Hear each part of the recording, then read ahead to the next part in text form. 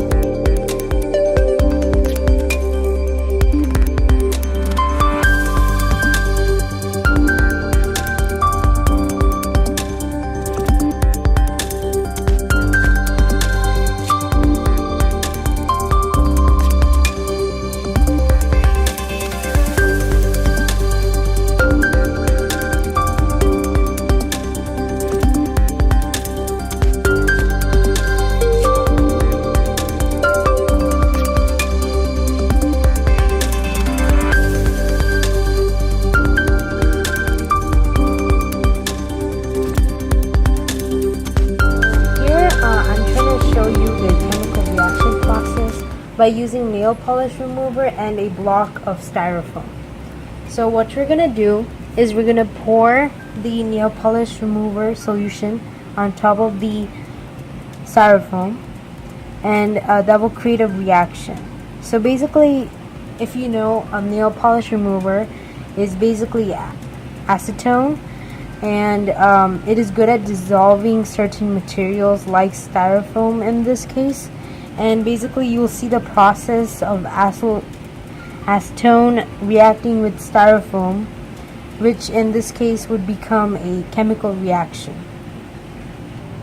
So watch what I do and see the reaction. Have fun. See here, the styrofoam is going down and is melting away. That is caused by the acetone in the nail polish remover. Thank you, and this is the process.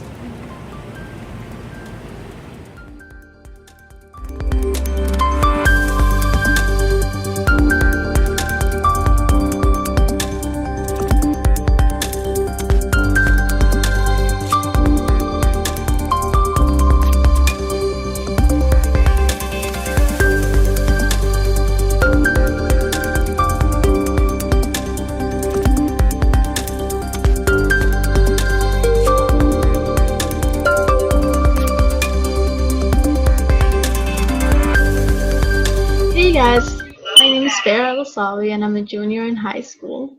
And today I will present to you my experiment about loudness versus pitch.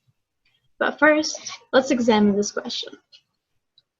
Which one is louder, the bass or the violin? Violin has very thin strings and it's very small, while the bass is very big with very thick strings.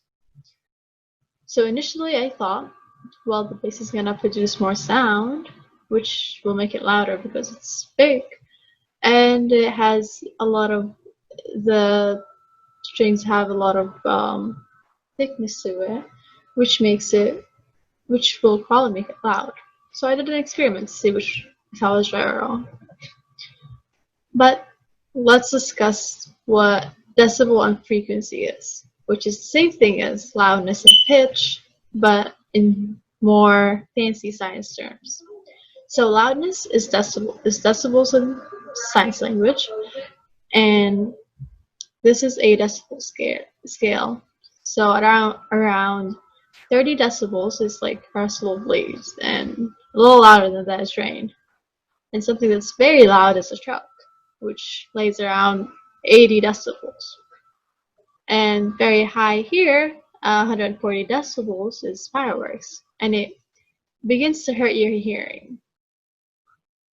And that's how people or how scientists measure how loud something is through the decibels. But frequency is a little different.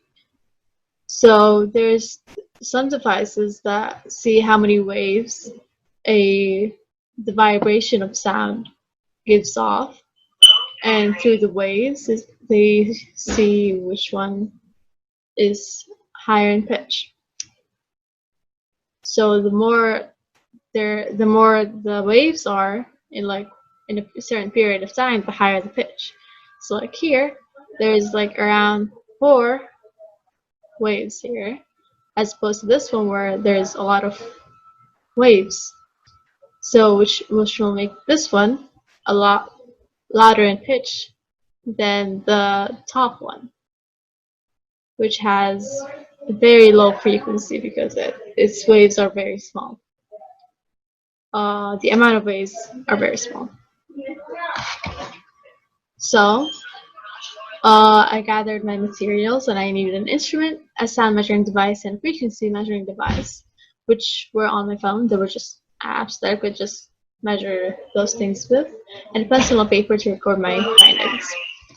So then I put my data in a Excel sheet, and I got these results. These are the frequencies I measured the decibels in, and these are the outcome, or the dependent variables, that I found. So then I put all of these in a graph, and then what I found was pretty interesting. The graphs are colored. Each bar represents a different frequency. So the blue one is 196 frequency, and the gray ones are 439.9 frequency, and the orange one are 904.6 frequencies. So we can see that for each trial, when the frequency increases, the decibel also increases, which means, in conclusion, that the higher the frequency, the higher the decibel is, or the higher the pitch, the louder something is. So going back to our question, which one is louder? Well, according to our experiment, the violin would be louder because it has a lot higher pitch than the bass. Even though it has a very small body than the bass, a smaller body than the bass, it's still louder because it has a higher frequency. Thank you.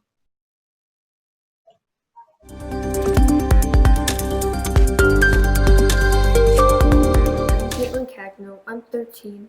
I'm in 8th grade, and today I'm going to present my project on BasicCat for genetics. As you can see, I have these little grids called Punnett squares. This is what we use to figure out which genes will show and be passed down in generations.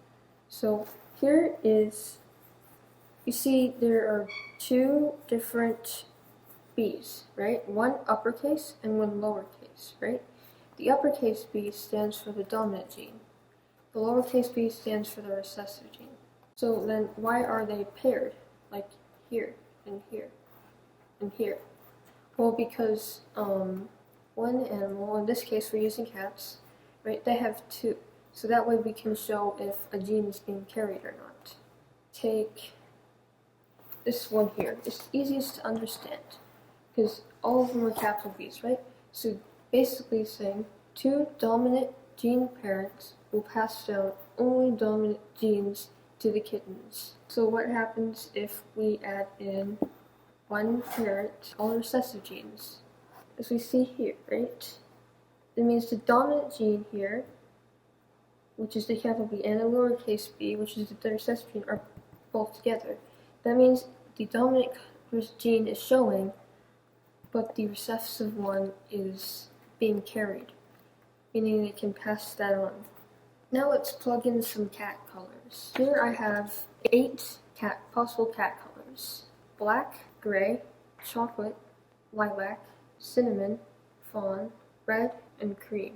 You know how I was talking about dominant and recessive genes? The top ones here, black, chocolate, cinnamon, and red, are dominant fur colors. Gray, lilac, fawn, and cream are the recessive gene fur colors.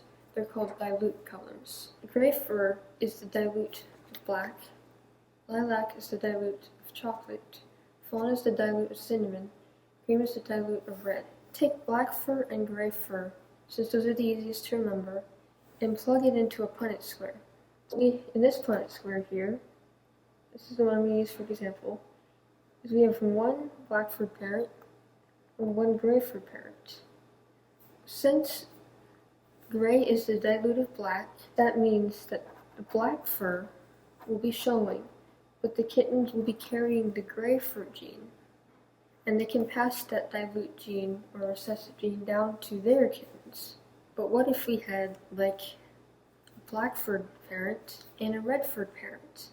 Then what would happen? Here are a few things you need to remember before I explain this. You need to know that the male kittens take only one color from the mom and nothing from the father.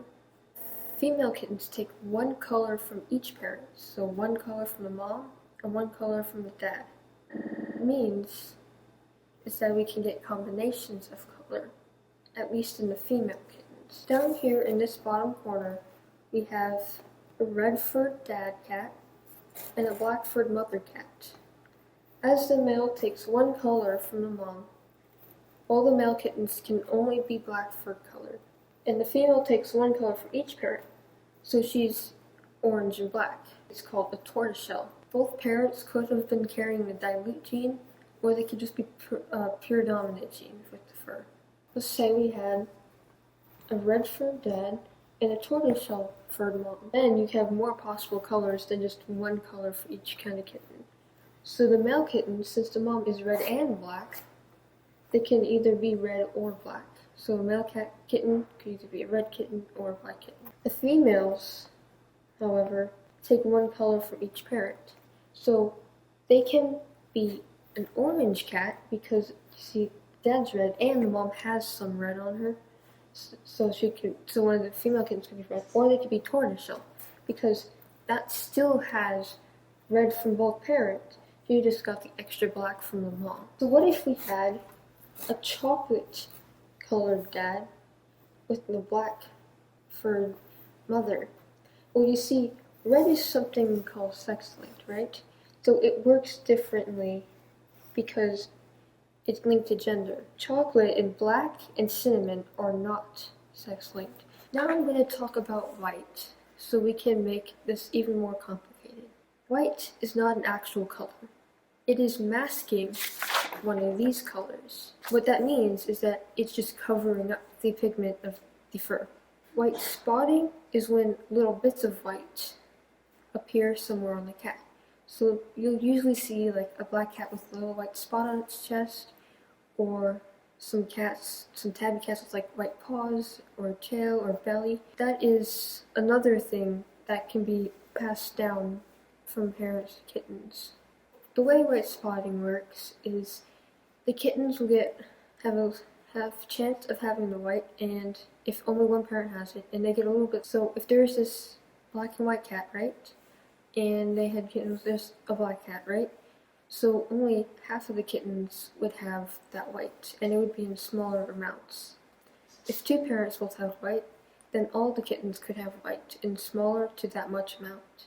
And a fully white cat must have a fully white parent in order to be fully white. Now that we know what white spotting is, I'm going to bring up a new pattern cat that's also only found in females, like the tortoiseshell. It's called a calico.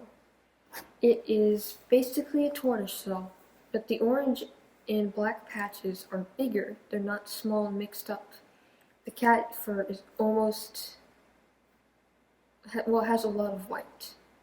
So usually around half the cat is white. That is called a calico. So a calico is basically the same thing as a tortoiseshell, only it has white. In order to get a calico, you need a parent, or at least two parents to have white. If we had a black and white furred mother cat and a red and white furred dad cat, then the possible kittens would be for the males to be black and white, and then the females to be tortoiseshell with just like the smallest bits of white, so it's not counted as calico, or a calico because calicos have a lot of white. So now let's make it really difficult. Remember everything I said before? I hope you do, because I'm going to make this family tree in genetics just really crazy. So what if we had a cream-colored father cat? Remember, cream is the dilute form of red, so it's recessive. And we had a calico-colored mom, because calicos are almost always female, right? Calico had was carrying the recessive gene. So now the males could also be gray-furred or cream-furred, because the mother's calico, she has both of these, both black and red on her. And since she's carrying the dilute gene now, they can also possibly be gray and cream, because those are the dilute forms of red and black. Now the females, it can also be cream, because, both parents have a form of red. And now we can bring up another kind of tortoiseshell and calico, the dilute tortoiseshell and calico. So a dilute tortoiseshell or a dilute calico basically means the red is replaced by the cream and the black is replaced by gray.